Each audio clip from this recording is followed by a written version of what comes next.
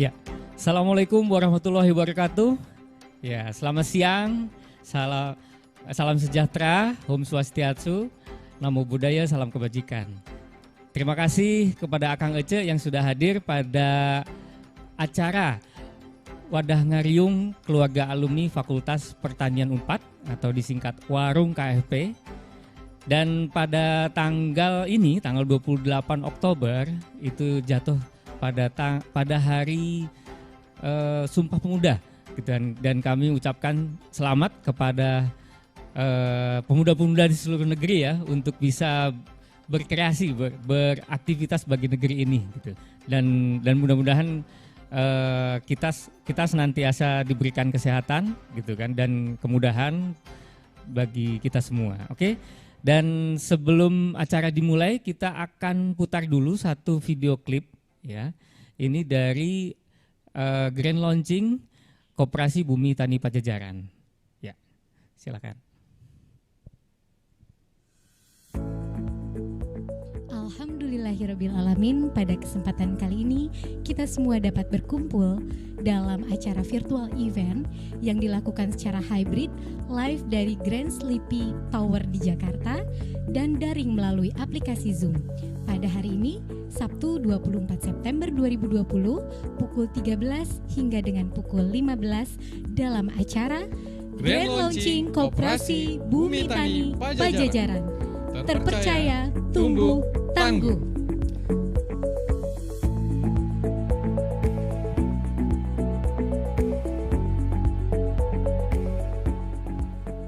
Koperasi Bumi Tani Pajajaran berlangsung sejak tahun 2018 sampai 2020.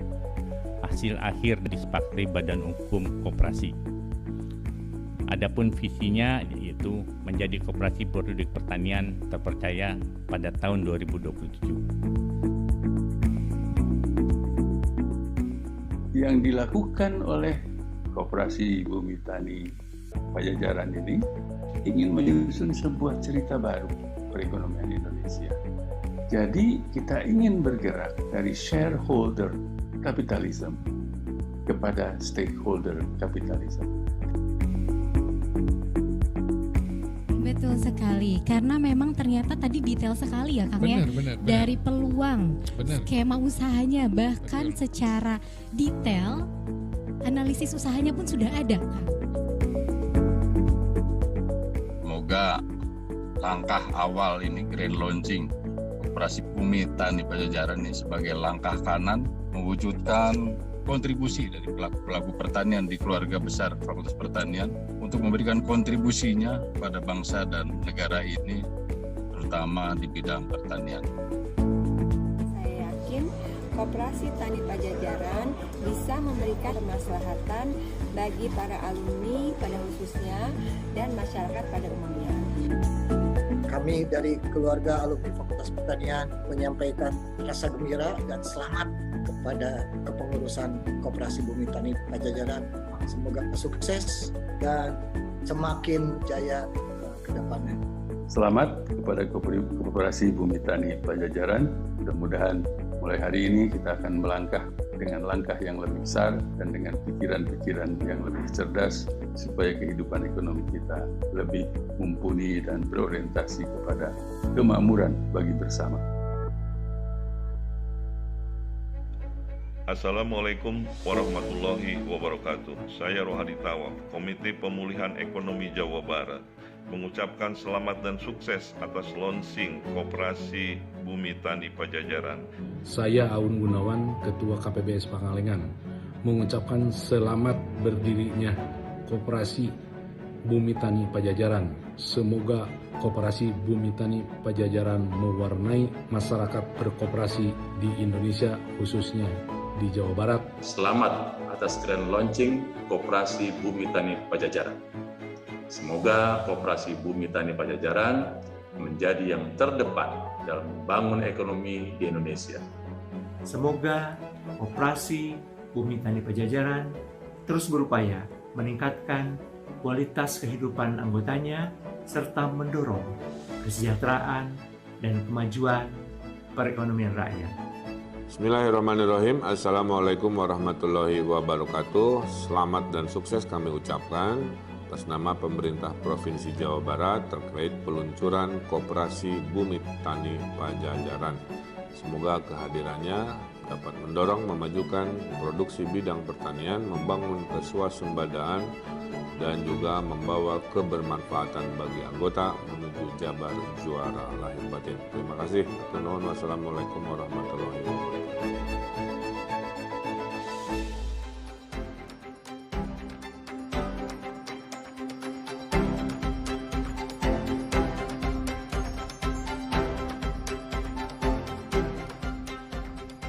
Oke, terima kasih. Itu tadi berikut merupakan Koperasi Bumi Tani Pajajaran ya yang telah berdiri atas inisiatif dari keluarga alumni Fakultas Pertanian.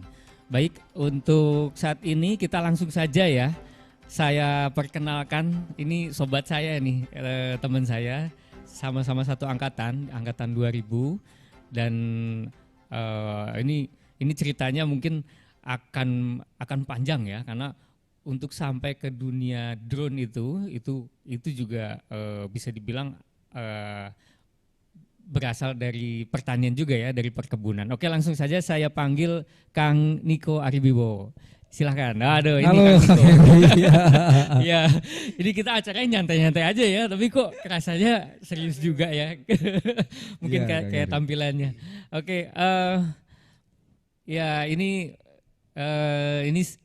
terima kasih ya Kang Niko sudah Sama-sama, Kang. datang ke studio Lux Sama-sama. di Grand Sleepy Tower dan bisa menjadi guest di acara Warung KFP. Nah ini kalau dibilang Kang Niko ini sama saya zaman kuliah itu mulai dari PAM gitu ya, bareng gitu kan, sampai ya ini lulus di akhir-akhir juga kita ini ya, sampai 7 tahun ya di kampus. Paling betah di kampus ya. Jadi memang kita pikirannya mungkin agak berbeda dengan yang lain, karena sambil kuliah itu memikirkan kesibukan ya, ada bisnis gitulah gitu untuk ya bekal lulus ya sebetulnya ya. Tapi ya ini mungkin bisa cerita nggak dulu waktu kita zaman di kampus aja dulu ya, waktu ya di Jatinangor ya, bisa dibilang saya sama Kang Niko ini kalau ke kampus atau pulang kampus tuh bareng-bareng, kita selalu naik Damri ya, bahkan suka ngetek kursi gitu. Tapi mungkin angkatan sekarang udah nggak ngalamin itu kan ya, gitu. Nah ini mungkin bisa cerita nggak waktu kampus mah udah lewat aja dulu ya. Setelah dari kampus itu mungkin sempet kan ya sebetulnya ke perkebunan kan. Coba cerita dulu awal-awal masuk di mana tuh Kang Niko? Jadi hari Sabtu wisuda, hari Senin tuh saya langsung ke ikatan dinas ke Medan. Langsung berangkat? Langsung. Jadi memang rezekinya ikatan dinas dengan sebuah perusahaan swasta perkebunan sawit di Medan untuk menjalani manajemen trainee. Jadi segala persiapan mau kerja di mana itu nggak ada. Justru malah loh kok kayak gini ya, maksudnya langsung keterima ikatan kontrak, langsung udah aja saya menghilang dari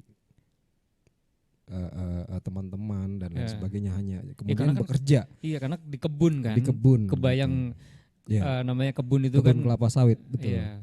Kebun kelapa sawit itu kan punya dunia sendiri ya, terpencil, isolated di areal-areal yang nggak banyak signal, juga waktu itu nggak terlalu banyak. Iya. Tiba-tiba saya sudah larut 12 tahun kemudian baru tersadar gitu. Iya. Saya mau sampai kapan di industri kelapa sawit, mau jadi apa nih ke depannya gitu. Itu 12 tahun itu masih di sawit juga berarti ya? Masih. Oke. Sawit dan lingkungannya, ada pernah jadi NGO juga, di NGO penanganan areal gambut. Tapi mostly di areal di perkebunan kelapa sawit gitu. Oke. Di Jakarta juga pernah, tapi masih kebun kelapa sawit. Nah, begitu udah mulai sampai ke Jakarta, nah ini mulai ada insight atau pemikiran bahwa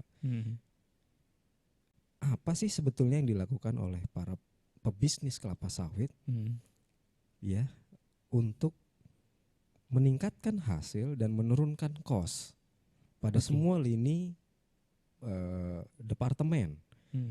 Nah, semangat untuk improvement dan perbaikan itu menjadi sebuah culture baru di pribadi saya. Kemudian berpikir, nih ada satu cara nih yang bisa dilakuin untuk menghemat tenaga kerja, meningkatkan output, memperkecil losses atau kerugian-kerugian, dan kita mengintroduksi teknologi pertanian dan perkebunan.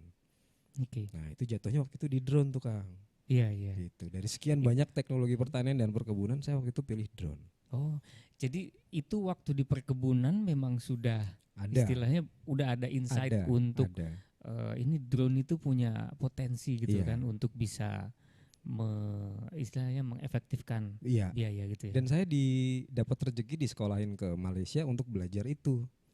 Khususnya. Jadi ya karena di perkebunan di akhir tahun ke 11 12 itu dapat kesempatan itu. Dan kemudian belajar untuk mendalami tentang drone-nya daripada tentang perkebunan kelapa sawitnya, kayak mulai jenuh ya. Mulai jenuh gitu. Ya udah akhirnya didalemin dan ternyata ini bisa sebagai satu model bisnis baru nih. Nah, waktu itu belajarnya sih tentang pemetaan dan foto udara. Jadi jenis drone yang dipakai itu untuk melakukan areal survei, pemetaan, foto udara, sensing kontur gitu, kemudian menghitung jumlah pohon sawit, menghitung areal-areal efektif dan non efektif dan lain sebagainya, banyak lah kegiatannya. Tetapi dipelajarin lebih dalam ternyata kegiatan itu tuh pemainnya udah banyak di Indonesia. Kayak ikan teri di baskom. Banyak. Iya. Itu kan kayak drone fotografi itu ya bisa dibilang dengan adanya produk. Kalau dulu mungkin belum ada yang langsung jadi ya, karena masih harus ngerakit. Tapi kemudian masuklah merek-merek tertentu yang tinggal dipakai, yang istilahnya newbie pun langsung bisa operate itu ya. Iya, mulai dari yang murah, bisa dirakit sendiri, sampai brand jadi siap pakai, itu optionnya emang banyak banget. Opsinya banyak banget. Jadi saya akhirnya tidak memutuskan untuk memakai itu atau membuat sebuah bisnis itu, meskipun saya mempelajari itu. Untuk yang pemetaan segala macam itu ya, atau fotografi udara atau videografi ya. Ya kalau kita lihat memang yang seperti itu udah banyak ya. Dan betul. Jadi kemudian saya mulai jatuh pada sebuah video dari YouTube. Sebuah drone yang digunakan untuk pertanian khusus adalah drone yang mampu melakukan pengendalian hama penyakit. Dia nyemprot. Dia melakukan penyemprotan sambil terbang. Nah, saya bilang ini menarik nih. Ini tuh kayak punya satu tim unit semprot seperti saya di kebun sawit itu. Dulu kalau di kebun sawit saya ngawasin orang semprot tuh sampai 30 orang gitu ya, 2 mandor. Saya ngebayangin, wah saya punya 30 drone. Saya awasin semuanya, sapi terbang. Wah lucu nih. Saya berpikir, wah ini bagus nih. Saya dalemin. Saya cari vendor dari luar negeri. Saya cari produk dari luar negeri dan lokal. Kemudian saya nemuin satu manufacturer ya. Dia drone lokal yang bilang bahwa ini kita produk dalam negeri gitu. Ada, jadi kita juga sebenarnya punya ya. Indonesia punya. Untuk sprayer gitu. Punya, jadi dia bikin sendiri. Ya, paling enggak dia buat 30-40% lah ke komponen dalam negeri. Komponen lokal dalam negerinya tuh sekitar itu. Gitu. Berarti ini udah berapa lama nih kalau dari sekarang, mungkin kalau 12 tahun yang lalu 12 tahun di perkebunan. Terus dari mulai sejak main drone sampai sekarang udah berapa tahun tuh? 3. Baru 3 tahun ya. Oke. Research setahun sebelum benar-benar independen di kaki sendiri untuk main di drone. Gitu. Drone pertanian khususnya. Nah, ini ngomong-ngomong soal drone, ini setahu saya kan Kang Niko nih membuat perusahaan lah ya, gitu, khusus untuk spraying gitu ya, jasa spray drone gitu. Mungkin bisa cerita nggak? Ya sekalian kasih tahu juga mungkin sama Akang Gece yang ada di sini, mungkin bisa sambil cerita apa produknya segala macam gitu ya. Ini yang perusahaan aja dulu ya. Iya. Nah. Jadi saat mendalami dan melakukan research analysis untuk bisnis model drone spraying, saya kemudian harus berpikir ini bisa dijual nggak? Ini solusi yang bisa diterima nggak sama halayak, sama kebanyakan orang lah, petani gitu, atau pekebun atau growers ya, kita bilangnya planters atau apa gitu. Kalau saya punya suatu drone yang terbang nyemprot gitu, kemudian ada orang mau bayar nggak jasa ini? Saya waktu itu berpikir ini bisa bikin duit nggak, bisa making money nggak? Iya, karena setahu saya ya, sorry potong, perusahaan-perusahaan itu udah yang besar ya, mereka juga punya ya beberapa drone gitu. Kalau nggak salah ada gitu, tapi nggak tahu juga mungkin. Nah ini ya bisa dilanjut mungkin. Justru enggak, pertanyaannya itu. Wah, apa jawabannya enggak banyak. Dan pesaingnya nggak ada gitu. Jadi waktu ngelakuin riset, ketemu sebuah perusahaan yang membutuhkan jasa penyemprotan drone. Karena apa coba Kang? Apa tuh? Karena drone mereka rusak. Oke. Iya. Jadi kayak blessing in disguise. Iya. Drone-nya rusak dan dia butuh pengganti, tapi dia tidak mampu melakukan pengadaan ulang. Iya. Karena institusi belum ada anggaran memungkinkan untuk melakukan penganggaran pembelian drone yang waktu itu emang sangat mahal harganya. Iya. Harganya sangat mahal. Jadi saya berpikir, oh saya bisa masuk nih. So ada marketnya. Mereka mau bayar. Setelah saya hitung-hitung dengan analisa usaha, wah ini masuk nih bisnis ini. Terus ya kemudian lanjut ke pendaftaran vendor, trial, dan kemudian jadi tuh kontrak. Kontraknya waktu itu nggak gede Kang, cuman saya kalau nggak salah ingatnya 200 apa 300 hektar gitu. 300 hektar. Iya. Nah itu untuk 300 hektar waktu itu berapa tuh biayanya dan berapa lama untuk penyemprotan? Terus yang disemprot apa? Iya, jadi klien kita ini perkebunan tebu. Oke. Di Jawa Timur, milik PTPN. Kita nyemprot di sana 300 hektar pertama, kita dapat kontrak, kita daftar vendor, itu proses lama banget. Kemudian kita daftar, bisa masuk, dan kita kerja itu kurang lebih cuman 1,5 bulan apa 2 bulan selesai pekerjaan itu. Karena menggantikan drone yang rusak itu, yang jatuh itu yang mereka nggak bisa. Selesai proyeknya. Harganya sih nggak mahal, kalau waktu itu sih di rate saat itu tuh cuman 150.000 kalau nggak salah. Per hektar. Oke, jadi udah selesai pekerjaannya, mission accomplished gitu ya. Accomplished, selesai, balik kanan ke Jakarta. Ada panggilan lagi untuk meneruskan pekerjaan penyemprotan itu. Yang disemprot waktu itu masih tebu. Maksudnya materialnya adalah cane ripener atau material yang disemprotkan untuk membuat kematangan serempak pada tebu. Oh, kalau yang sebelumnya? Ya itu, memang itu yang pertama. Itu yang pertama. Nah yang kedua, dia pengen melanjutkan proyek yang sama dengan material yang berbeda, dengan skala luasan yang lebih besar. 2.500 hektar. 2.500 hektar. Seneng, excited,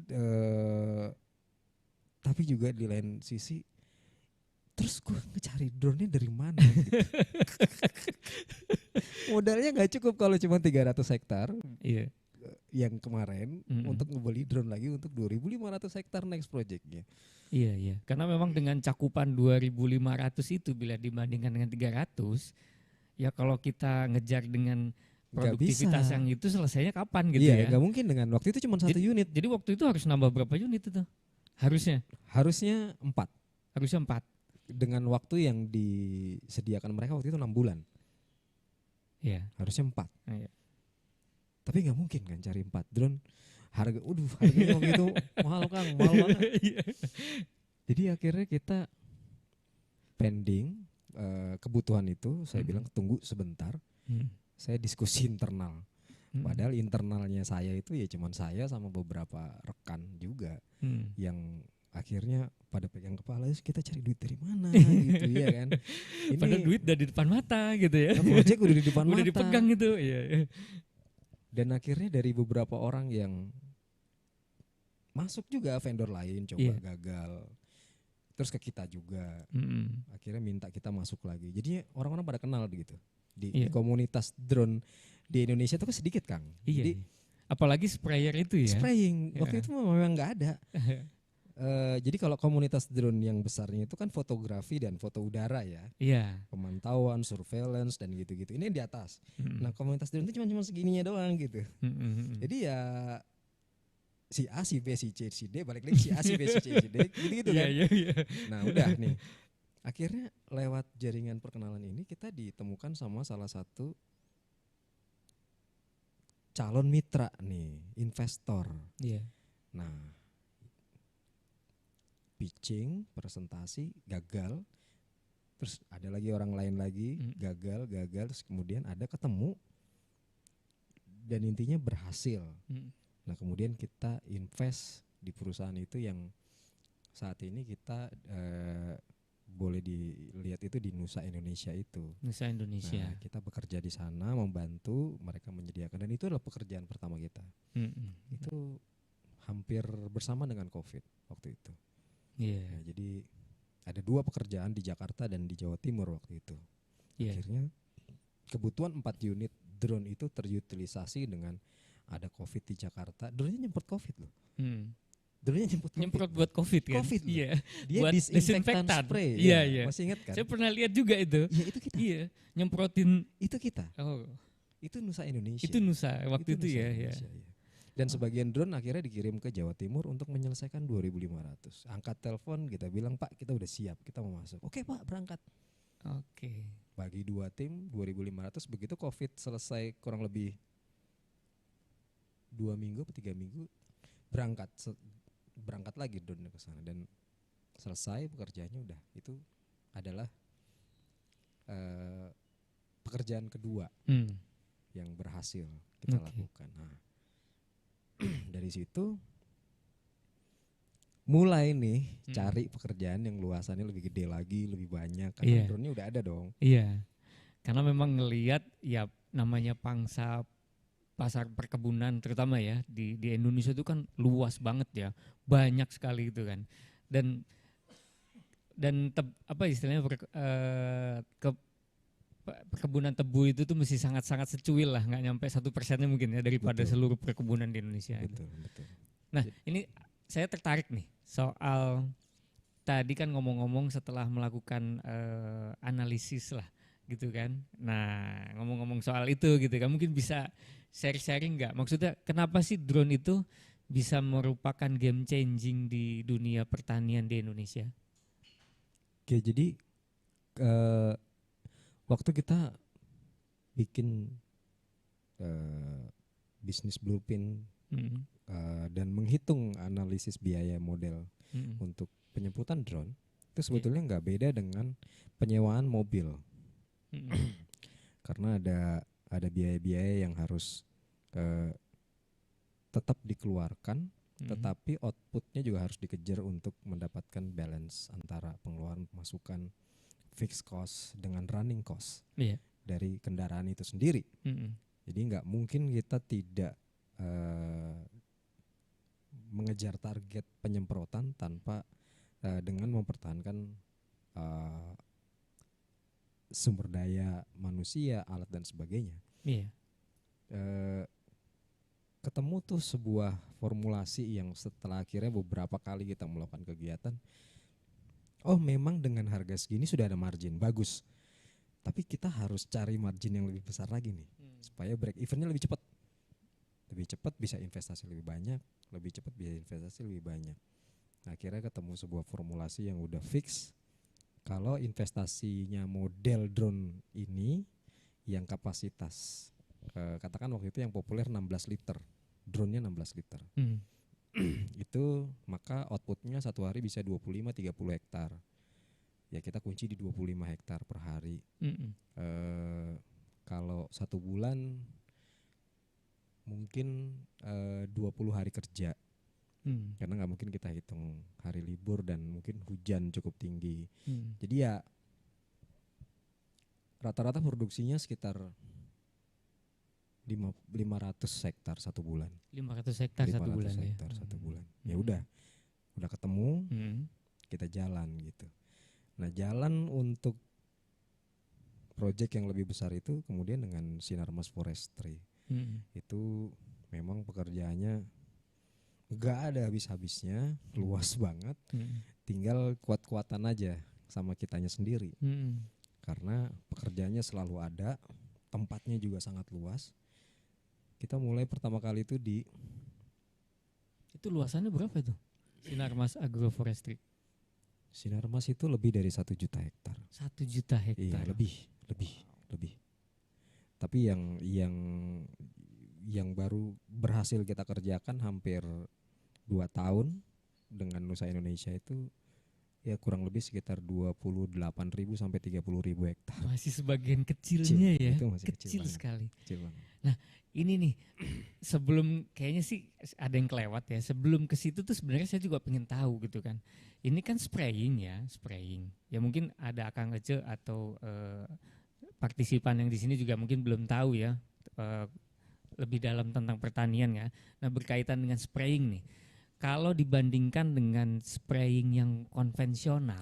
Ya, semprot ya, entah itu pakai pompa atau mesin gitu kan, atau pakai traktor lah. Terus dibandingkan dengan drone. Nah, ini kelebihannya apa? Banyak. Apa tuh? Coba. Dari konsumsi waktu. Dengan menargetkan luasan yang sama. Katakan kita menargetkan 20 hektar. Ya. Maka harus mempersiapkan setidaknya 40 orang untuk menyelesaikan 40 hektar. 20 hektar. Ya. Sedangkan drone hanya butuh 2 orang. Dan 1 drone. 1 hari. Oke. 1 hari. 1 hari itu. 1 hari selesai. Dengan manusia 40 orang. 40 sprayer. Iya, 40 sprayer. Iya. Dan itu 1 hari ya? 1 hari. 1 hari. Oke. Mungkin biayanya sama. Oke. Kalau biayanya sama, 1 orang itu berapa tuh biasanya? Kayaknya nggak sama deh. Kalau dibikin murah, terlalu murah nanti anggapannya berbeda gitu. Kita mencoba masuk di posisi yang sama dulu. Oke. Meskipun sebetulnya anggap aja sama ya. Anggap aja sama. Karena teknologi itu sebetulnya mahal, investasinya mahal banget. Jadi kita samain. Karena 1 orang tuh punya keterbatasan kan. Maksudnya dia nyemprot cuma bisa setengah hari mungkin gitu. Jadi harus 2 orang. Oke, iya. Gitu ya, kira-kira begitu Kang Heri. Jadi bayangin ngatur 40 orang dengan membandingkan ngatur 2 orang. Iya. Itu jelas lebih efektif. Iya. Ya. Lebih mudah. Lebih mudah. Iya. Untuk skala ngatur 40 orang itu nggak gampang loh. Iya. Untuk skala yang cukup besar, maka teknologi drone itu efektif. Bagaimana dengan lahan yang lebih kecil? 1 hektar cuma 10 menit nyemprot. 1 hektar 10 menit. Iya. Kalau dengan manusia mau 10 menit ya harus paling 10 orang gitu ya. Mungkin 10 orang. 10 menit mungkin, atau saya nggak pernah kalkulasi. Tapi biasa 1 hektar 2 orang tuh 1 hari. Oke. Gitu kan perbandingannya. Iya. Belum ya, ini kalau dilihat bahwa ya orang itu juga nggak semuanya memiliki anggap aja skill yang sama ya. Iya. Dan Akang ada dengan kemungkinan saya dijadiin 1 tim nyemprot lahan 1 hektar. Iya. Hasilnya nggak sama. Betul. Karena kita nggak seragam. Kita nggak punya modul semprot yang dikendalikan AI dengan chipset yang sama nih. Oh iya, paham. Beda kan? Iya, hardware-nya beda, software-nya beda juga. Iya. Kalau saya banyak stop dan ngerokok. Berarti bisa ada human error-nya juga ya? Jelas, Kang. Kayak misalnya udahlah gitu kan, anggap aja dilaporin Capek, udah semprot Kang. gitu, bisa kayak saya gitu. Ingat loh, 12 tahun di kebun ngurusin orang semprot yang wataknya macam-macam. Iya. Masalahnya macam-macam, Kang. Okay. Mulai dari yang merasa kalau saya nyemprot makin lama makin siang makin capek, atau makin lama makin siang makin cepet. Cepetnya diapain, Kang? Dibuang. Supaya cepat selesai. Kalau enggak, wah ini udah jam 12. Kalau enggak selesai, saya dimarahin mandor. Iya. Akhirnya itu ujungnya dilepas, dibocorin supaya cepat habis. Ada yang harusnya dia nyemprotnya 12 knapsack, dia cuma ngakunya saya 12 Pak, padahal dia cuma nyemprotnya 10 atau 8 dan banyak lain yang nggak bisa diukur, tidak bisa disupervisi dengan baik karena jumlahnya tenaga itu besar. Kalau mau efektif, misalnya ngawasin 5 orang, supervision cost-nya jadi gede. Iya, karena harus banyak. Itu nggak bisa. Supervisinya harus banyak. Itu nggak bisa. Iya. Tapi kalau di lahan yang kecil, biasanya kan ini kan dilakukan oleh pemilik lahan sendiri. Iya. Menarik jadinya. Mas mereka bilang, tapi Pak, lahan saya kan kecil. Ngapain saya butuh drone? Kan gitu. Iya. Ya. Terus saya bilang, iya. Saat ini Bapak memang betul punya lahan kecil dan lahan sendiri. Tetapi Pak, orang itu nggak memandang Bapak sendiri atau berdua. Hama itu. Saat dia nyerang lahan Bapak dan lahan tetangga, tiba-tiba lahan di sana mereka pakai drone nih Pak, dikendalikan karena Bapak nggak mau ya, mereka langsung pakai drone. Secara natural si hama itu kalau misalnya terancam di sana, yang survive mungkin 1 atau 2%, dia akan pindah ke lahan yang aman, ya ke lahan Bapak. Yang mungkin masih ada areal-areal yang kelewat tidak Bapak semprot di ujung-ujung, dia akan ke situ dan dia akan berkembang. Sekali mereka berkembang, outbreak, diambang batas serangan atau ecosystem balance, ya udah population outbreak dan kemudian dia menyerang lahan Bapak. Iya. Dan ketika ada serangan itu memang harus cepat melakukan ini ya, tuntas. Kalau serangan hama itu harus cepat dan tuntas. Kalau enggak, ya tidak bisa memutus rantai serangannya. Gitu. Ya beruntung sih karena belajar banyak hal dari kampus, belajar banyak hal dari pengendalian hama di perkebunan dan di pertanian juga, akhirnya bisa memahami culture yang berbeda-beda nih untuk menerapin drone pertanian. Pada awalnya kita enggak main di petani, enggak.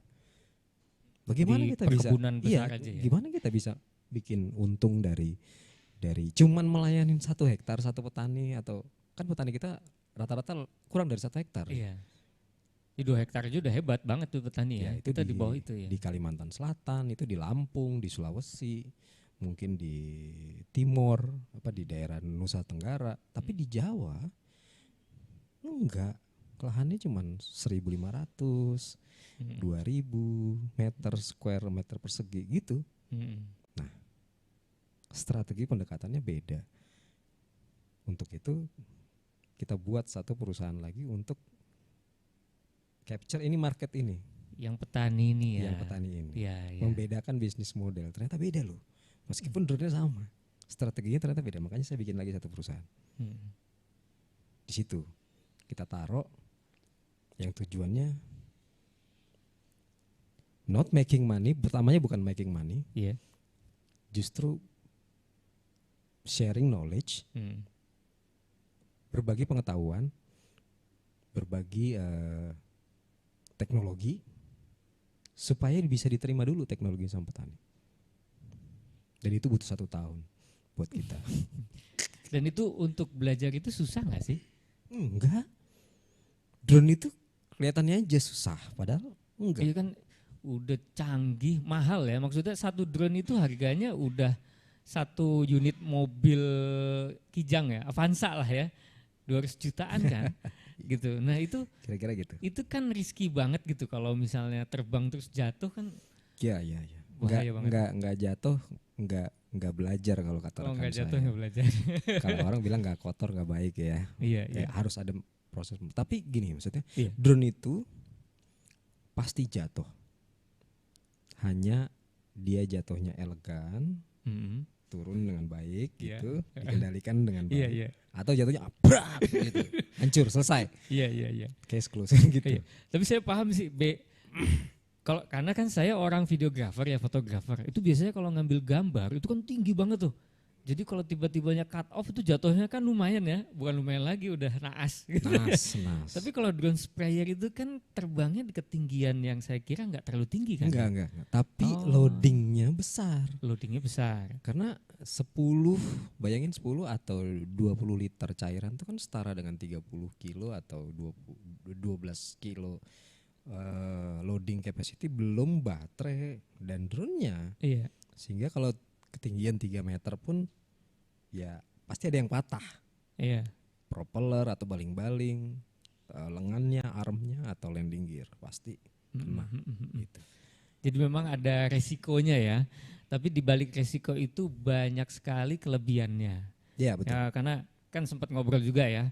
Ada bisa semprot malam, bisa semprot di kontur yang maksudnya tidak bisa dilalui manusia gitu topografi, kan. Topografinya susah yang bergelombang. gitu kan. Bahkan di situ udah tercatat ya daerah mana yang sudah terrecord gitu ya. Dengan karena sistem. semuanya tuh computerized gitu. Ya cloud base ya, maksudnya dia mengupload ke base cloud, terus nanti kita bisa pakai kapanpun itu untuk melakukan monitoring. Yeah. Jadi saat teknologi ini, saya pakai satu buah brand yang cukup mendominasi pasar drone di dunia. 70% market share-nya itu drone ini. Saya boleh share, itu namanya DJI drone. Jadi kalau teman-teman tuh pasti tahu DJI, fotografi pasti pakai dan untuk mengenali, oh ini DJI tuh, oh ternyata itu bikin tuh satu merek yang maksudnya mendunia banget ya. Iya. Dan sepertinya udah nggak ada lawannya juga sih DJI itu. Nah ini Kang Ece kalau mau tahu Kang Niko ini gitu kan. Saat ini tuh menjabat sebagai managing directornya ya untuk DJI Agriculture. Iya, salah satu distributor lah di Indonesia. Cuman ada 2 sih. Jadi ya salah satunya. Ya, tapi sebelum ngobrol ke situ mungkin ada video ya yang boleh di-share. Akan diputar dulu gitu ya untuk ada gambaran tentang DJI Agriculture. Silakan Pak Produser. For thousands of years, humanity has grown through its relationship with agriculture. Despite continual progress and evolution, the agriculture industry still faces many challenges today.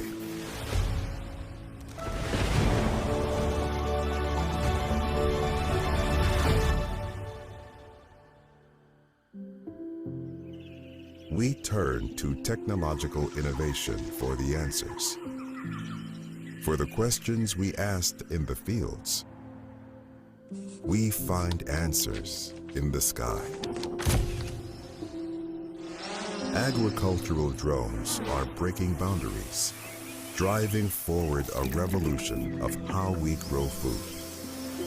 By reconstructing spaces in 3D, we can operate in even the toughest terrain.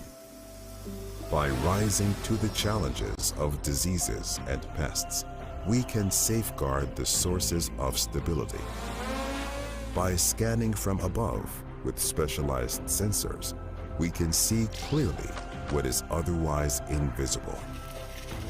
By spraying with precision and care, we can grow more with less.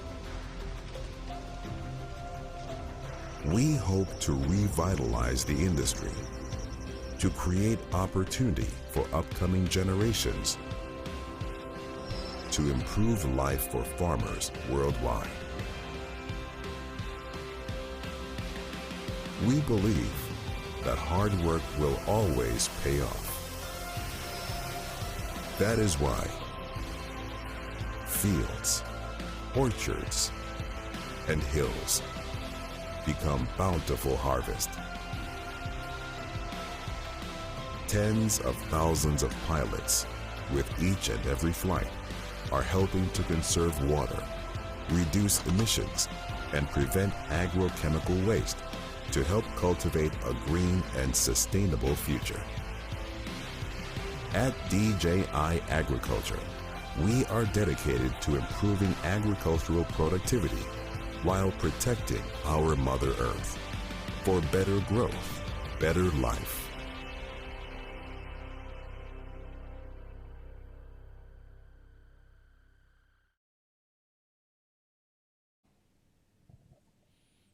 Oke, tadi Kang Niko itu tadi itu gambaran drone, itu saya baru lihat itu drone-nya biasanya kan spraying drone itu baling-balingnya ada 6 ya propellernya. Iya. Ini berarti beda lagi ya, ini model baru ya.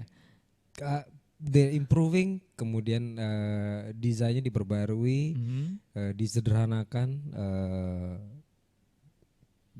Mereka bilangnya less is more. Oke, jadi disimplified, baling-balingnya lebih sedikit, tapi loading capacity-nya tetap sama.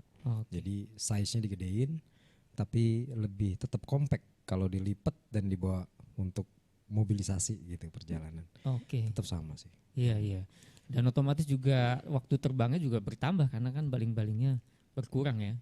Ya, jadi flight hours sih tidak terlalu berpengaruh, tapi yang jelas terhadap maintenance dan after salesnya untuk perawatan itu lebih baik. Kenapa? Karena hanya kan merawat 4 baling-baling daripada 6 atau 8 baling-baling. Iya, betul. Ya. Nah, itu tadi saya ngelihat itu kan di semprotkan ada pestisida gitu kan. Nah, itu pestisida. apa aja tuh yang bisa disemprotkan gitu loh untuk banyak. Sekarang dengan tipe kita itu pestisida, herbisida, termasuknya insektisida, fungisida, itu bisa. Pupuk organik cair, itu bisa. Dan dengan modifikasi tangkinya diganti menjadi tangki spreader atau penebar, itu bisa menebarkan benih padi, pakan ikan, dan pupuk granular padat seperti urea, NPK itu bisa ditebar. Oke. Jadi satu alat bisa nyemprot, bisa menebar. To spray or to spread. Spread. Ya, jadi ada 2 kegunaannya gitu. Jadi Anda dapat, Mas Kang Eri kalau beli dapat 2 fungsi. Ada 2 modulnya itu ya. 2 modul ya. Satu kegunaan, satu mesin. Software-nya udah built-in di situ untuk bisa melakukan penyemprotan. Oke. Penebaran. Nah, ini soalnya sebelumnya saya sempat ngobrol sama Kang Niko ini. Jadi ceritanya mungkin sebelum jadi managing directornya DJI Agriculture ini sempat dibawa ke Thailand kan, gitu kan? Iya. Ada meeting segala macam, dan yang menarik adalah ini ada pertanyaan juga gitu kan, maksudnya Thailand gitu ya, yang juga merupakan istilahnya negara penghasil pertanian terbesar di dunia ya. Mereka sudah mengadopsi drone DJI itu sebanyak 3.500 ya kalau nggak salah, benar ya? 3.500. Penjualan mereka tahun kemarin tercatat 3.500 unit. 3.500 unit. DJI, hanya DJI. Hanya DJI aja ya. Iya. Nah, sedangkan di Indonesia itu nggak lebih dari 200 ya. Populasi drone pertanian di Indonesia dengan merek semua dikumpulin, itu nggak lebih dari 200. Oh gitu. ini gimana ini? Maksudnya apa ya? Ya kita tahu mungkin Thailand sudah punya visi yang lebih jauh ya tentang bagaimana mengefektifkan cost gitu kan, dan ini juga perlu ada insight juga gitu. Kenapa drone ini memiliki nilai ekonomis gitu ya untuk pertanian di Indonesia gitu, mungkin bisa. Jadi saya ngelihatnya mereka melakukan hal yang saat ini sedang kita lakukan 4 tahun yang lalu. 4 tahun yang lalu mereka mensosialisasikan drone, memberikan pengetahuan tentang drone, menguji cobakan drone, melakukan beberapa research trial and errors dengan drone model-model waktu itu. Iya. Dan sekarang mereka yakin dan sudah merasakan hasilnya dengan meningkatnya beberapa hasil produk-produk pertanian menggunakan drone. Sehingga mereka dari yang tadinya tidak percaya menjadi percaya, yakin bahwa drone ini bisa membantu mereka mendapatkan hasil lebih besar, punya tabungan lebih banyak, yang tadinya mungkin sewa, coba-coba, sewa, beli. Dan hampir semua petani itu punya. Di Thailand. Punya. Jadi waktu itu kita ada farmers gathering ya. Jadi farmers gathering. Kalau saya ngadain farmers gathering di daerah Jawa Tengah, itu berbeda ternyata di sana. Yang datang farmers gathering semuanya pakai Hilux double cabin. Dan pinggir jalan itu kayak sedang ada hajatan gede gitu ya. Ini acara nikahan siapa waktu itu saya nanya. Bukan. No. This is our show. Hah? Kaget saya. Oke. Jadi petani di sana itu memang tingkat tarafnya makmur dan mereka mau karena sudah melihat yang lain berhasil, yang lain sukses, mereka mau pakai drone. Bahkan yang tiap hari nyemprot pakai drone juga banyak sekarang ini di Thailand saat ini. Dan tahu nggak Kang Eri, di Thailand itu orang rebutan mau jual drone. Oh gitu. Drone pertanian rebutan. Masa setiap hampir kurang dari 50 kilo ada satu toko drone yang jualan drone pertanian.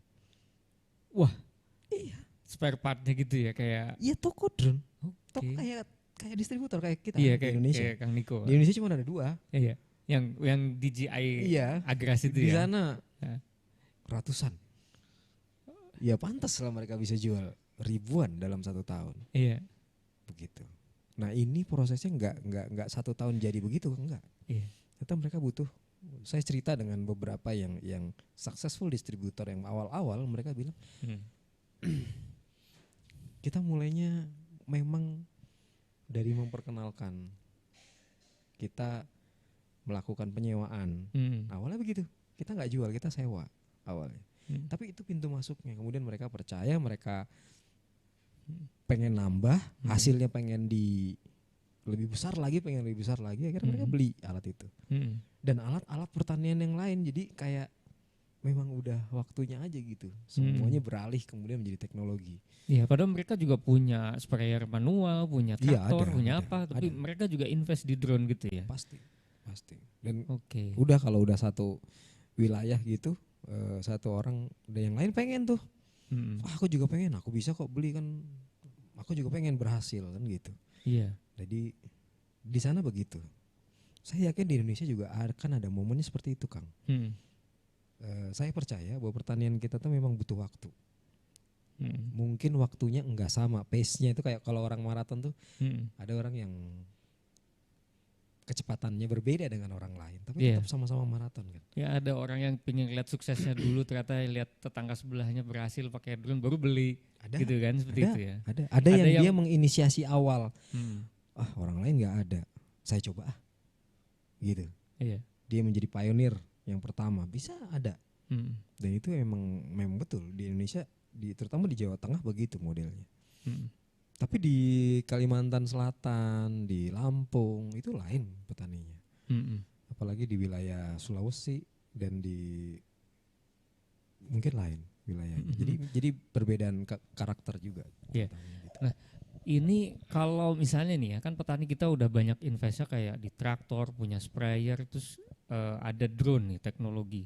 Ya di mana itu kan harganya juga ya nggak murah lah ya gitu kan untuk petani kita yang mungkin ya tahu sendiri ya latar mungkin kemampuan finansialnya juga sepertinya memang agak kompleks ya ngeliat market di Indonesia. Tapi kalau ngelihat luas lahannya gitu ya, maksudnya begini, maksudnya adalah bagaimana nih kalau dibandingkan dengan Thailand tuh Indonesia tuh seberapa besarnya sih untuk bisa dilihat potensi marketnya, itu satu. Terus kemudian apakah dengan drone ini seberapa besar gitu ya biaya yang bisa dipotong lah gitu loh. Karena orang kan pasti mikirnya ya kalau gue beli ya itu setidaknya ngaruh ke istilahnya dompet gua gitu kan. Kan itu intinya. Kalau memang malah akhirnya ngabisin duit kan biasanya mereka nggak mau gitu kan. Nah ini kira-kira gimana nih Kang? Jadi tergantung daripada usernya atau petaninya. Kalau petaninya itu adalah petani yang memiliki lahan yang luas dan dia juga punya beberapa komoditi, dia pasti akan berpikir untuk menginvestasikan sebuah alat yang akan membuat penghematan dan peningkatan hasil. Yeah. Oke. Kalau masih skalanya terlalu besar, maka mungkin sebaiknya ini kita jadikan satu dengan petani-petani yang lain. Oh iya ya. Poktan kelompok tani ya. Poktan atau gapoktan ya, atau dalam satu desa atau satu kecamatan dia ikut program pengendalian hama terpadu misalnya. PHPT, ya kan? Nah, nanti baru ada program drone-nya di situ. Jadi memang arahnya ke situ, Kang. Dan luasan Indonesia itu luas sekali, Kang. Kalau di Indonesia itu satu drone mampu bekerja kurang lebih 2.400 sampai 2.500 hektar satu tahun atau 3.000 hektar katakan gitu di musim-musim yang bagus, maka untuk seluruh luasan pertanian di Indonesia setidaknya kita tuh butuh sekitar 6.000 drone. 6.000 drone. Untuk masing-masing satu kali penyemprotan 1 hektar 1 tahun. Iya. 1 tahun. Maksudnya 1 kali saja. Iya. Semua lahan kebagian yang seluas-luasnya Indonesia kebagian 1 kali semprot 1 tahun itu 6.000 drone. Wow. Padahal lahan pertanian tanaman pangan kita itu contohnya jagung. Jagung itu Kang kegiatan penyemprotannya itu minimal 5 kali. 1 musim. Iya. 1 tahun tuh bisa 2 kali. Jadi 10 kali. Kalau Akang kemudian berhitung mengandaikan 10 kali penyemprotan, maka kalau luasan areal jagung di Indonesia katakan ada 1 juta hektar kali 10, maka butuh 10 juta hektar areal harus disemprot, itu butuh berapa ribu drone. Oke. Sedangkan di Indonesia cuma ada 200 tadi saya bilang. Nah, ini siapa yang ngerjain nih Kang? Saya sih nggak bisa sendirian kalau gitu. Saya selalu ngomong sama teman-teman, saya nggak bisa ngelakuin ini sendirian. Ya paling mentok-mentoknya 4 alat lah saya bisa. Iya kan? Dan itu akan menyerap banyak tenaga kerja pastinya. dari sisi pilot drone-nya ya. Pastinya. Dan itu siapa yang ngelakuin? Siapa nanti? Apakah ahlinya? Petani-petani kita yang sekarang yang umurnya sudah senior di atas 50 tahun, ya? Ataukah generasi petani-petani muda yang nantinya punya pendapatan yang lebih baik, punya masa depan lebih baik dengan menjalankan entrepreneur drone farming ini, gitu Kang. Nah ini juga ada dalam satu skema saya. Kalau ngikutin media sosial, saya selalu membuat sebuah hashtag namanya gerakan 1000 drone Kang.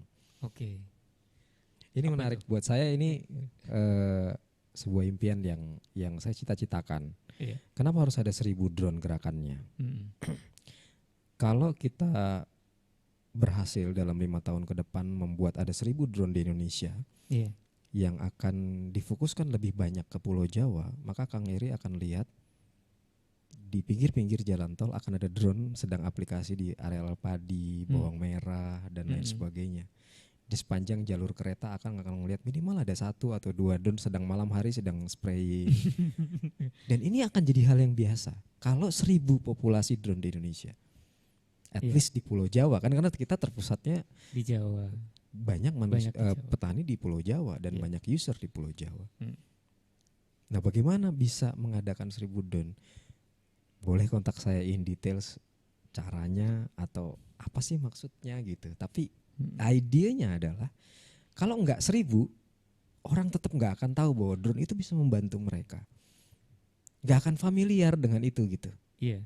Itu at the minimum harus ada 1000. Kalau cuman 200 ya mungkin cuman ya gitulah 300 ya so-so. Tapi 1000 itu impactnya luar dengan biasa. Dengan adanya drone ini apakah impactnya ya secara nasional gitu? Apakah produktivitas bisa meningkat gitu atau gimana? Ya gini Kang. Minum dulu, nyantai aja ini kita podcast loh ngomong-ngomong. Jadi kalau santai-santai aja sebetulnya ya. Kalau gini Kang, kalau Ya. kita bicara balik lagi ke mata kuliah dasar waktu kita nyemprot di Apa gulma? Gulma ya? Iya gulma, mata kuliah gulma ya. Apa kunci keberhasilan penyemprotan? Merata? Iya. Merata? Tepat dosis apa gimana? Iya, tepat dosis. Tepat Terus cara. Dan tepat waktu. Tepat waktu. Iya. Merata karena dosisnya di drone itu nggak bisa satu lebih besar satu lebih kecil. Iya. Pasti merata. Pasti merata. Ya. Dosisnya sama. Terus waktu aplikasi serempak dan cepat. Sehingga ketika dia mengaplikasikan semprotan itu pasti efektif. Dibandingkan dengan manusia yang banyak faktor X dan Y dan lain-lain. Iya, setuju. Nah itu. Jika ini berhasil, apa outputnya? Tanaman lebih sehat. Gulma nggak ada, persaingan hama nggak ada kan? Iya. Kalau dia pengendalian hama, hamanya jadi terkendali, tanamannya jadi lebih sehat. Iya. Nah apa result berikutnya adalah karena tanaman sehat, maka produksinya meningkat. Unsur haranya terserap dengan maksimal, karena tidak ada serangan hama jadi losses atau kerugian yang menjadi lebih kecil. At least ada 5-20% peningkatan, baik dari penurunan losses akibat tidak adanya serangan hama, plus tanaman menjadi lebih sehat karena tidak ada kompetisi gulma. Iya. Seperti itu Kang Eri. Jadi kalau dibilang sama aja hasilnya, belum tentu. Coba lihat.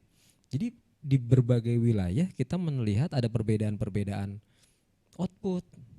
Jadi kayak di Bali tonasenya nggak meningkat, tapi begitu itu dibawa ke penggilingan padi, ternyata grade padinya jadi lebih baik 2 kali lipat. Kalau padinya grade-nya naik 2 kali lipat, harga berasnya naik loh. Iya, harganya naik, iya. Jadi beras eksklusif. Iya. Tapi tonasnya nggak naik dong. Iya, iya. Tapi kan kualitas berasnya menjadi lebih baik karena ternyata dia ngisi semua di bulir-bulir padinya.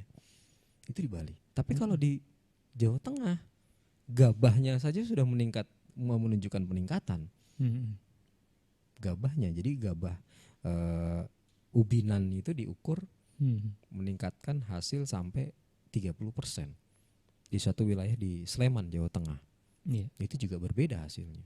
Dan di Solo berbeda juga. Di Boyolali berbeda juga, dan itu tidak ada yang sama karena mungkin juga varietas benihnya berbeda, cara pupuk yang diberikan berbeda. Tetapi ketika dia mengaplikasikan dengan menggunakan drone, apapun yang disemprotkan lebih merata, lebih cepat, lebih efisien, dan dampaknya itu tadi Kang. Ya, outputnya lebih besar ya. Outputnya pasti ada. Oke, perbedaan. Kang Niko.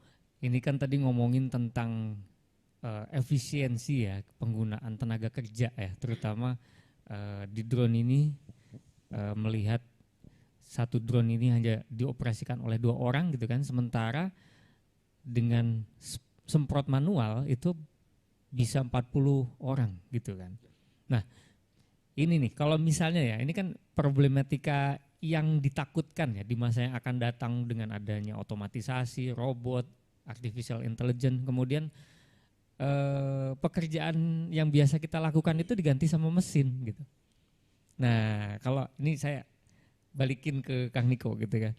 Kalau menurut Kang Niko nih, ini imbasnya secara positif kan tadi udah ada ya. Tapi kalau secara negatif misalnya tenaga buruh atau pertanian kemudian harus kemana segala macam. Itu menurut Kang Niko bagaimana tuh?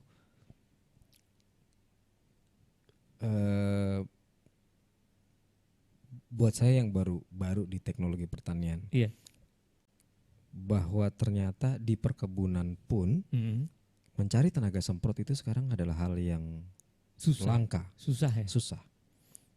Waktu saya coba tanya di level petani-petani juga untuk melakukan penyemprotan skala luas untuk pengendalian hama secara luas, itu juga kesulitan untuk mendapatkan tenaga semprot yang serempak.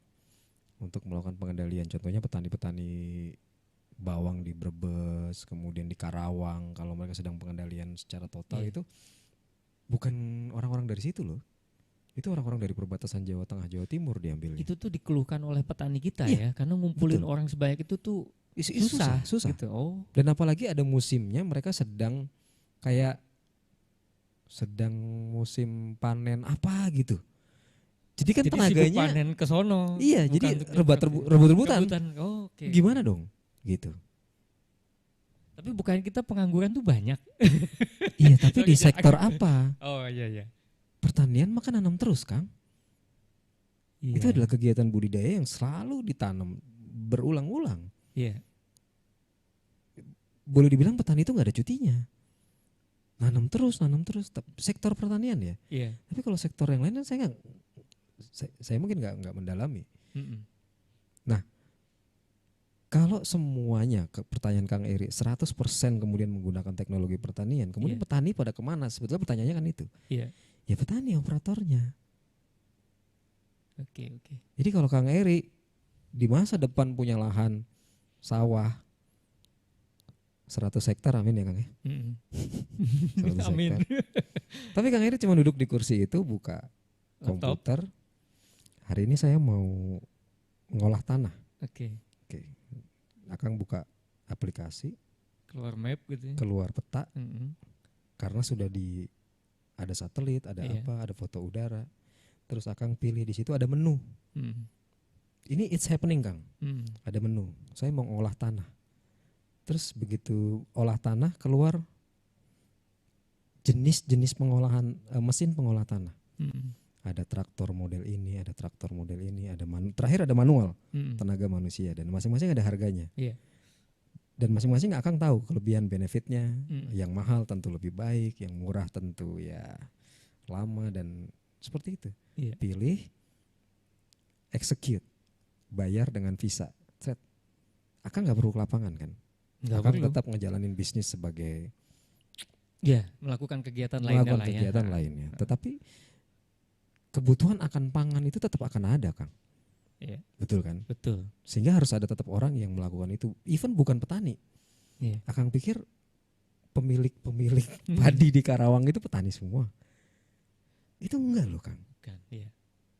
Itu kenyataannya. Dan kemudian ketika Akang bisa akses pengolahan lahan selesai, kayak main game kan? Iya. Nextnya apa nih? Oh, saya mau semprot herbisida. Setelah 5 hari udah mulai muncul gulma, menyemprot nih. Wah, ada drone nih. Drone yang tipe apa nih? Yang berapa liter? Terus materialnya apa? Langsung beli online bahannya di situ. Terus segala macam. Klik, bayar. Jalan tuh vendor. Kelihatan petanya, drone-nya jalan. Execute, selesai. Report keluar, peta, foto, hasil matian bagus. Nextnya apa? Tanam. Nah, pakai rice planter. Mekanisasi. Iya. It's happening ya, kayak gitu ya. Itu happening. Sedang terjadi. Meskipun dia masuknya dari kayak drone dulu, atau mereka masuknya dari combine harvester dulu, atau mereka masuknya dari agri input. Agri input apa, Kang?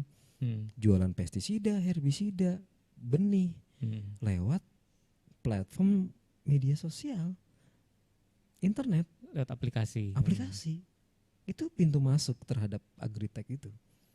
Oke, sudah. Tiba saatnya panen nih.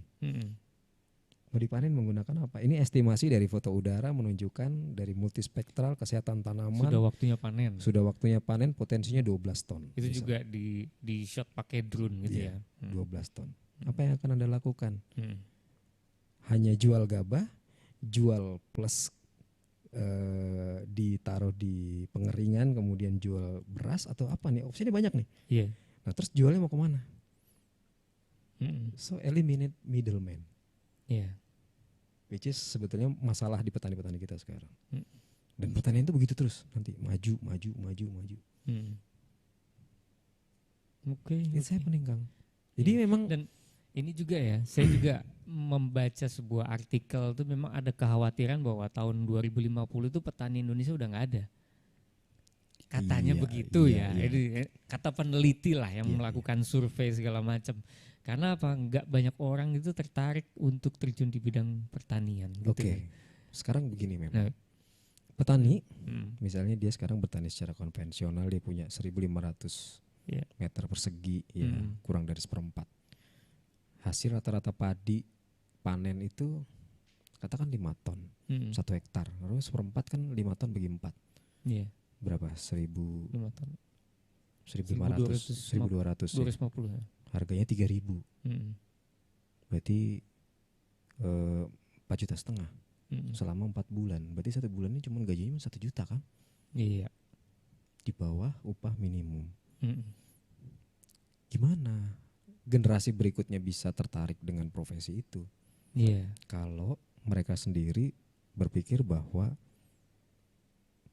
ini nih profesi yang di masa depan ini suram. Nah, kemudian rekan-rekan seperti kita-kita ini berusaha untuk introduksi teknologi, satu supaya ada peningkatan hasil atau peningkatan terhadap penghasilan petaninya secara umum, atau siapapun lah yang pengen masuk ke bisnis agriculture itu, pertanian itu. Iya. Kalau seseorang yang tadinya upahnya cuma 1 juta 1 bulan, nih Kang ya, kalau di bisnis industri drone yang saya lakuin, seorang pilot drone itu penghasilannya 1 hari itu bisa 2 juta. 1 hari. Kayak pilot pesawat terbang beneran. Ya karena dia outputnya 20 hektar Kang. Oke. Iya, menggantikan 40 orang itu ya. Iya, benar kan. Saya paham. Memang lebih makmur ya petani yang sebagai drone itu ya. Itu gambarannya, itu di bisnis kita. Iya. Yang saya tekunin, itu penghasilannya segitu. Jika dia mengoperasikan itu alat sendiri, itu pendapatan dia. Iya, ya bagi 2 aja udah 1 juta uang sehari, gaji 30 juta sebulan ya. Mau nggak jadi? Kemudian bertanya, mau nggak jadi petani drone? Ya mau lah. Ya sama, saya juga mau. Saya langsung pindah jadi drone. Ini adalah impian ya Kang ya. Iya. Saya pengen melihat petani itu begitu, sehingga wajar kalau dia kemudian ke farmers gathering atau petani-petani bawa Hilux. Benar nggak? Iyalah. Makmur soalnya. Makmur gitu. Maksudnya 20-30 juta sebulan untuk petani ya. Terbangin drone. Siapa yang nggak mau tuh?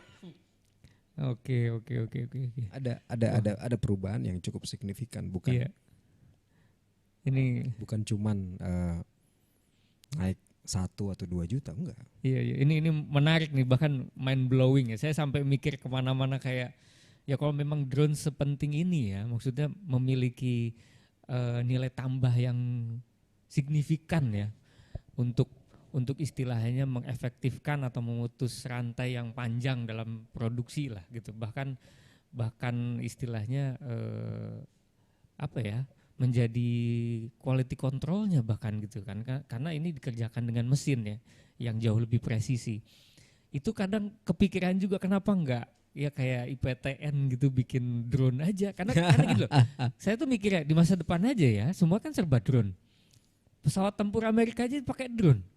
Logistik. Berarti Indonesia juga butuh anak muda yang jago drone dong. Mungkin kalau perang Indonesia ke depan udah pakai drone kan? Harus. Berarti yang awalnya megang pertanian buat nyemprot jadi tempur pakai drone gitu ya.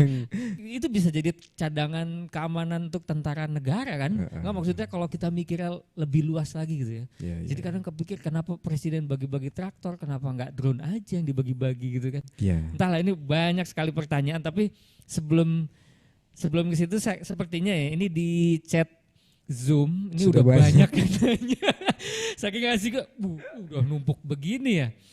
Silakan ini, Kang, dibuka coba aja. Ya, ini ada pertanyaan dari Kang Wahyudin. Coba Kang Wahyudin ada nggak di sini? Oh, tapi ini udah izin karena lagi di kebun katanya. Ini maaf saya sangat menarik tapi tidak bisa ikut sampai akhir, sedang di kebun. Salam. Dari Kang Wahyudin angkatan 92.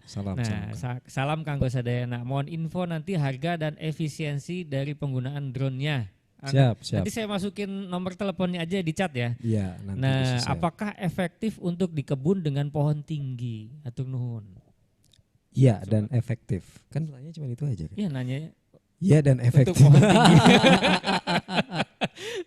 Sok bayangin kalau manusia mau nyemprot pohon tinggi cuman harus naik forklift gitu ke atas gitu ya. Iya, itu satu yang mahal. Iya. Atau pakai boom sprayer dari bawah. Boom sprayer. Ditembakkan dengan power, tongkat tinggi dengan gitu. tongkat begitu. Atau pakai fogging. Ya, fogging, di fogging dari bawah naik ke atas. Iya, iya. Nah, dengan drone kan dia terbang di atas kanopi. Iya. Iya. Ya, Bisa. Ke atas ke bawah kena Bisa. semua. Bisa. Itu Bisa sudah banget kita ya. lakukan, kita lakukan di Medan. Kita lakukan di Medan, di Iya. PTPN juga, di beberapa perusahaan swasta dan berhasil. Itu. Khususnya untuk pengendalian hama, penyakit. Efektif sekali. Ulat Efektif kantong, ulat api, kumbang tanduk. Iya, iya. Efektif sekali. Salam buat yang lagi di Iya, itu kebun untuk singkat sekali. teman-teman. Bisa. Akan Bisa. ngecek. Siap. Kemudian ada Kang Arya Yudas. Nah, ini lebih baik langsung open aja. Coba saya mau panggil Kang Arya. Kang Arya, Assalamualaikum. Coba di-unmute tolong, Pak Produser. Di sini bilang provinsi atau kabupaten mana yang paling tinggi penetrasi penggunaan drone. Nah ini ada Kang Arya. Silakan Kang. Assalamualaikum. Coba di-unmute sudah? Oh iya. Iya Kang Arya. Siap. Assalamualaikum warahmatullahi wabarakatuh. Waalaikumsalam warahmatullahi wabarakatuh.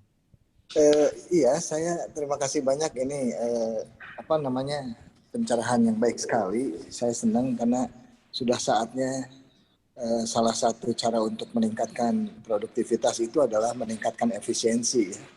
Jadi ini mungkin kalau meningkatkan hasil agak belum sampai ke sana, tetapi bisa saja efektivitas hasil semprot ya atau hasil pemupukan. Tapi yang pasti kalau tadi paparannya saya lihat adalah cost effectiveness ini lebih penting ya. Regardless kalau misalnya hubungannya dengan ini cocok di tempat yang memang buruh tani atau itu agak susah ya, dan mahal. Nah, karena kalau banyak petaninya nanti komplain lagi nggak ada kerjaan. Tapi ini bagus sekali. Nah, pertanyaan saya Kang, di provinsi mana saja yang sudah tinggi penggunaan drone-nya gitu ya? Artinya kalau ada kabupaten bagus dan tanamannya apa di luar kebun ya, baik tebu ataupun sawit ya. Nah, kalaupun ada di daerah yang absorpsinya lambat, apa kira-kira penyebabnya? Apakah ongkos, apakah yang lain-lain? Terima kasih. Ya, terima kasih Kang. Siap. Ya, atur nuhun Kang Arya. Sok, mangga. Iya Kang. Meskipun kita berusaha untuk mengcapture itu, pertanyaan Akang juga merupakan PR buat kita. Kan wilayah kerja yang sudah pernah kita jalanin itu mulai dari Medan, Pekanbaru, Jambi, Palembang, Lampung, Jawa Barat, Jawa Tengah, Jawa Timur, dan Bali.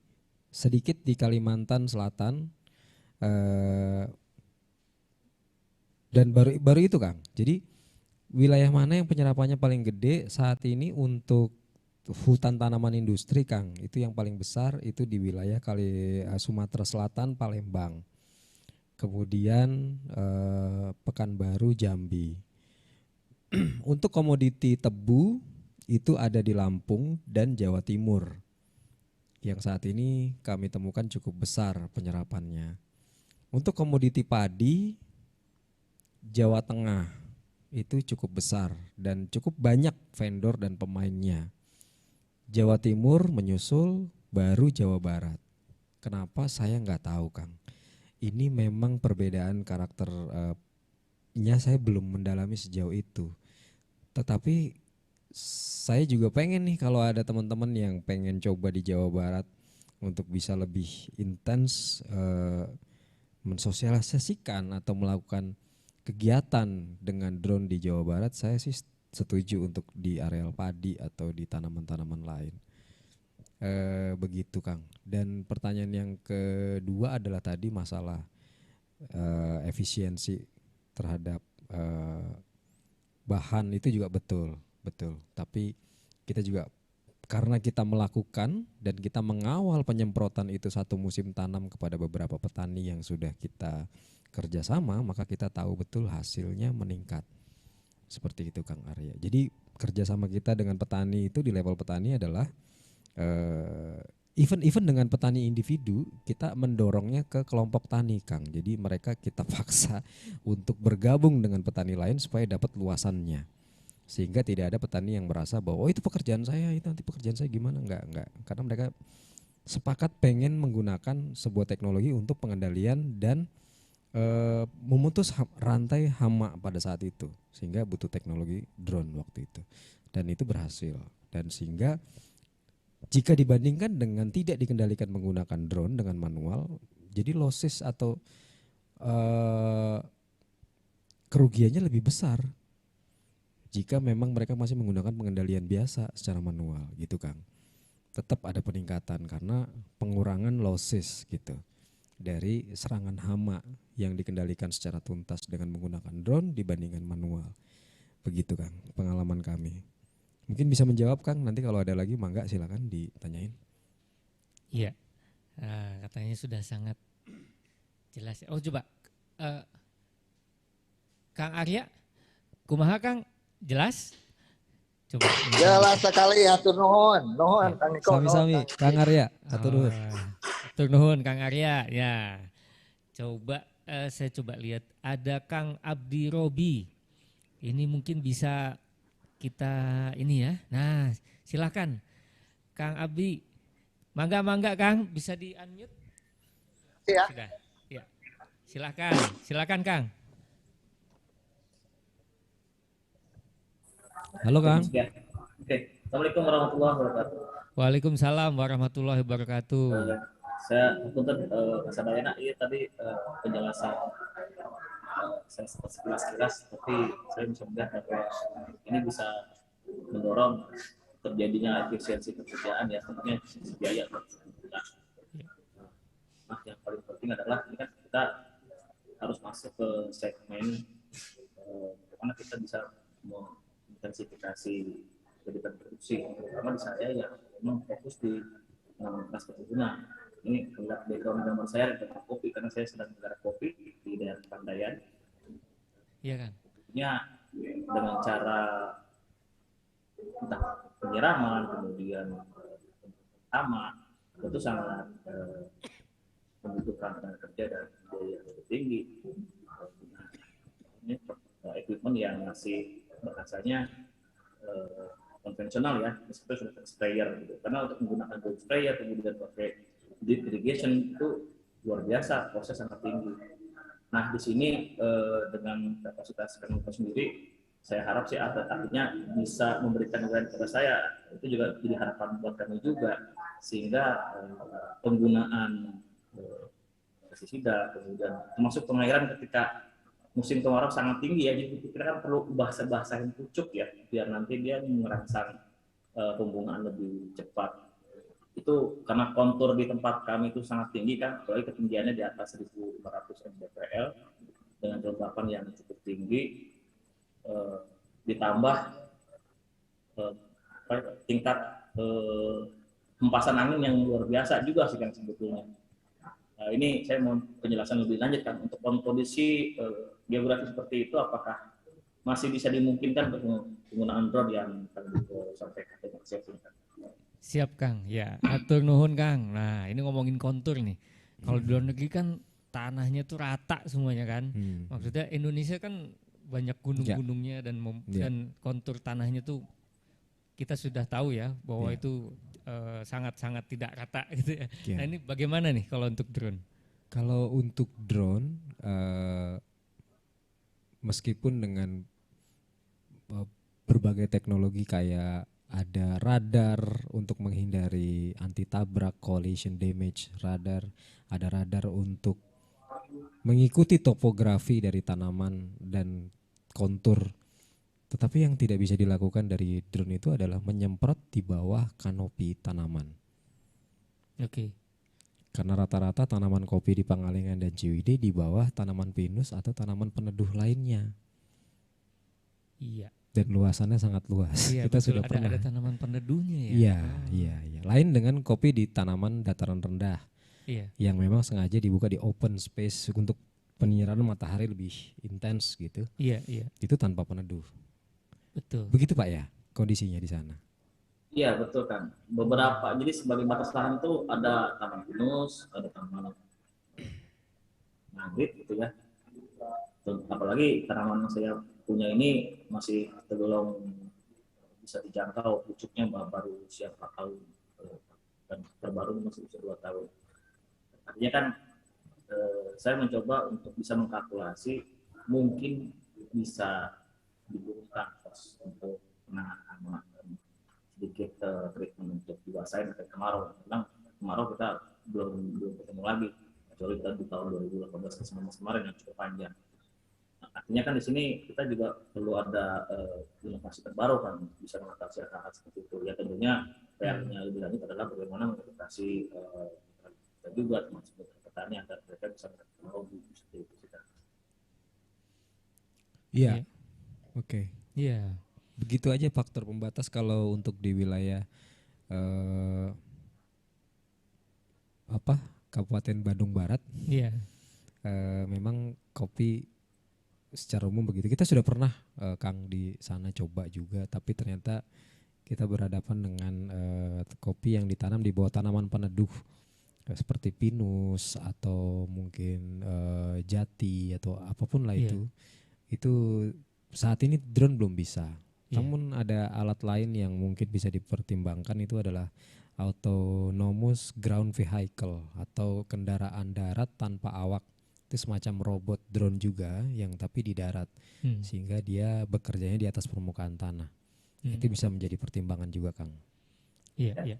Jadi memang kalau menggunakan pilot berskill tinggi pun ya, itu nyemprot di situ juga sulit ya. Oke, mungkin boleh. Sudah jelas Kang? Jadi boleh minta uraian lebih lanjut. Ya, batas ketinggian minimum agar bisa efektif nyemprot atas ke bawah itu berapa meter? Maksudnya atas bawah Kang? Ya kan semprot dari atas bawah gitu ya, sambil taning gitu ya, sambil terbang fly gitu ya. Iya. Ya bisa membasahi permukaan itu berapa meter paling tingginya batas tertinggi? Di atas kanopi si tanaman setidaknya 2,5 meter. Itu efektifnya sih gitu ya? Iya. Oke. Mulai dari 2,5 meter Kang. Mulai dari 2,5 meter. Iya, betul. Okay. Tapi memang tadi yang menjadi obstacle-nya itu adalah ketika itu masih di bawah tanaman lain. Iya. Gitu, Kebayang Kang. itu juga susah itu. Iya. Sehingga dan jarak tanaman pinus itu kan cukup rapat Kang. 3 meter, sedangkan baling-baling drone itu 4 meter. Nyangkut di situ. Iya. Mungkin tadi ya kalau soal autonomous robot yang tadi ya disebutkan mungkin bisa lah.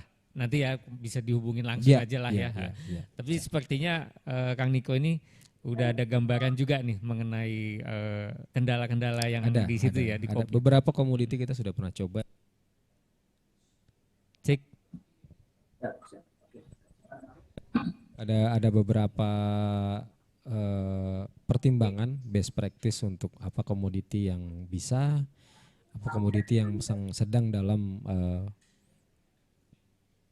research lebih lanjut untuk ya. Gimana Kang? Mungkin bisa menjawab ya Kang? Ya, saya kira salah terima kasih. Ya ini artinya mesti banyak inovasi lanjut Kang ya. Artinya harus bisa mengatasi tidak hanya dengan data. Baik. Soal ke depan sih, apalagi sama anu sendiri kan ya. Kasih bisa. Ya, mungkin itu dulu ya Kang Abdi. Siap. Ya, benar.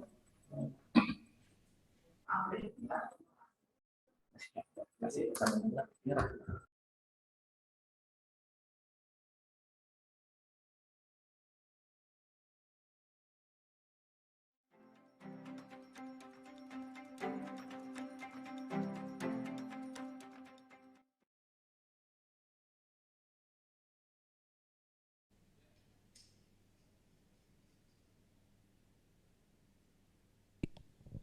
Cik, ya. Mohon maaf tadi baterai mic-nya habis. Kita lanjut lagi ya. Oke, tadi ya Kang Abdi kurang lebih memang untuk jenis tanaman tertentu itu mudah untuk melakukan spray ya. Contohnya kayak teh gitu kan, itu kan rata, itu sangat mudah untuk semprot misalnya gitu ya. Tapi ketika tanaman itu ada dinaungin gitu ya, ada obstacle-nya. Nah ini yang akan menjadi kendala gitu ya untuk bisa melakukan spraying.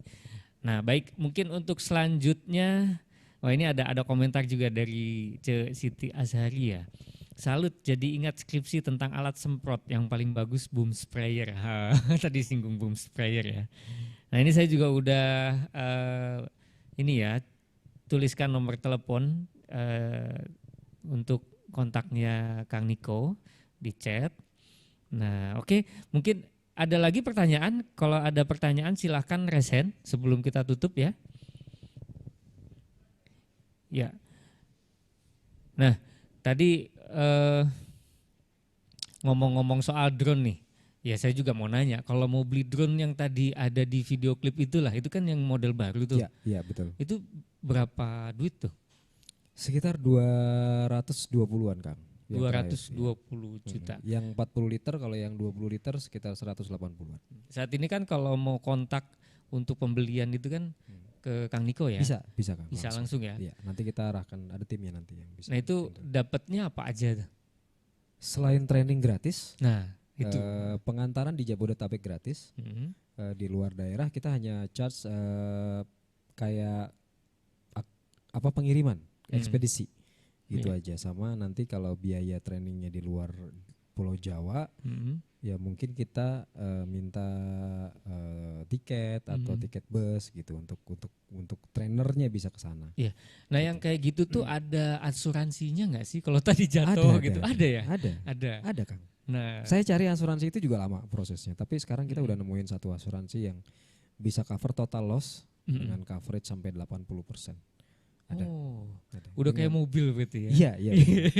Spare parts segala macam berarti itu untuk service center ada gitu di Indonesia. Kita akan segera buka Palembang, Medan dan Pekanbaru serta di Solo. Saat ini baru wilayah-wilayah itu yang akan kita coba buka after sales and service store. Jadi nanti kalau beli drone ada masalah, ada trouble, pengen perbaikan, pengen diskusi itu ke wilayah-wilayah itu. Palembang, Medan, Pekanbaru dan Solo. Ada 4 wilayah yang akan kita segera buka tahun ini, tahun depan. Ya. Iya, semoga lancar, sukses ya. Siap. Waduh. Ya mungkin segitu saja ya acara Warung KFP kali ini gitu ya. Tapi sebelumnya saya mau coba dulu minta closingannya lah. Ada closingan. Mungkin apa yang mau disampaikan nih terakhir sebelum kita menutup acara? Saya mau menyampaikan bahwa ini juga PR kita bersama untuk memajukan pertanian di Indonesia. Gak bisa tugas satu orang ya. I'm not a Superman. Kita adalah alumni Fakultas Pertanian yang punya misi juga untuk memajukan dan memberikan inputs buat agriculture dan perkembangan pertanian di Indonesia dengan cara masing-masing. Cara saya adalah dengan drone pertanian. Jika ada Kang Ece yang ingin berkolaborasi atau mungkin mau diskusi dan mengembangkan bisnis atau usahanya, pengen belajar juga, Kang mau dong pengen punya usaha kayak gitu atau pengen invest di drone juga. Ada macam-macam lah pokoknya. Kemudian jadi banyak cerita, nanti boleh colek saya di WhatsApp grup juga saya ada, dan nanti kita bisa diskusi lebih banyak lebih baik gitu, mungkin seperti itu. Ya. Thank you.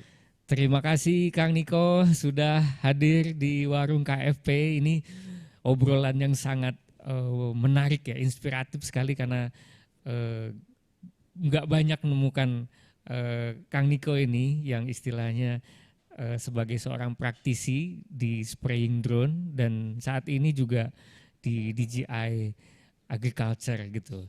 Dan saya kira obrolannya mungkin untuk kali ini mungkin belum puas ya buat Akang Ece yang ada di rumah. Tapi silakan nanti bisa dilanjut. Sudah saya masukkan nomor teleponnya di chat box di Zoom. Jadi silakan langsung dikontak kepada Kang Niko. Dan kami akhiri ya Warung KFP untuk episode 5 ini saya ucapkan terima kasih buat Akang Ece yang sudah hadir secara langsung di Zoom ataupun yang ada di YouTube. Terima kasih banyak. Dan terima kasih juga atas dukungan dari keluarga alumni Fakultas Pertanian, dari Koperasi Bumi Tani Pajajaran. Cukup sekian sampai di sini, kita lanjutkan lagi di minggu depan di waktu-waktu yang akan datang. Terima kasih semuanya. Wassalamualaikum warahmatullahi wabarakatuh. Oke, dadah. Atur nuhun. Atur nuhun. Bye bye. Iya.